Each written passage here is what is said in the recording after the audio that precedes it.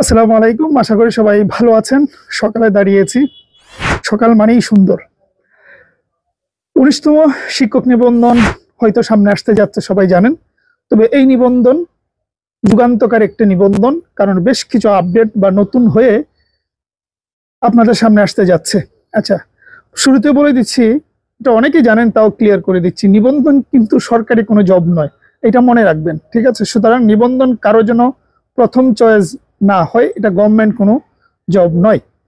Well, কি পরিবর্তন আসতেছে ইতিমধ্যে, এর আগে আমি কথা বলছি।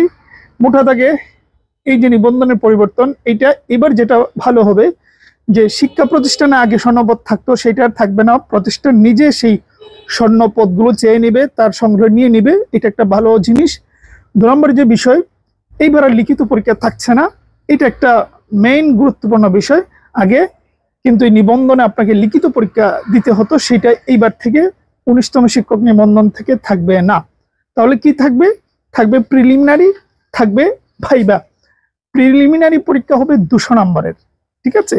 সেই 200-র মধ্যে থাকবে 140 থাকবে সাবজেক্টিভ, অর্থাৎ আপনি যে সাবজেক্ট নিয়ে পড়াশোনা করেছেন। বাকি বাকি 60% থাকবে জেনারেল বিষয়াদি নিয়ে। এই হলো টোটাল 200 নাম্বার। আচ্ছা, এই 200-র মধ্যে আপনাকে 80 পেতেই হবে, ঠিক আছে? 80 হলো পাস মার্ক। তো 80ও আবার আপনার জেনারেল এবং সাবজেক্টিভ মিলিয়ে 80 পেতে হবে, তাহলে আপনি পাস হবেন। অনেকেই জিজ্ঞেস করেন যাবে 80 হলেই কি আমার হয়ে যাবে? না, 80টা হবে, 80 থেকে কাউন্ট শুরু হবে। যে 80 নিচে যারা পাবেন তারা হিসেবে আসবেন না, ঠিক আছে?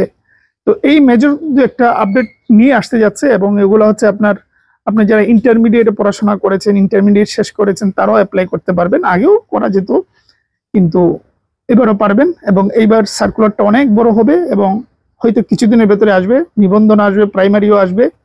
সুতরাং এই নিবন্ধনটা যারা শিক্ষকতা প্রথম চয়েসের মতন রাখেন, যে শিক্ষকতা ভালো লাগে, তারা একটু প্রস্তুত হতে পারে, ঠিক আছে? এই ছিল বিষয়। ভালো থাকবেন, সুস্থ থাকবেন।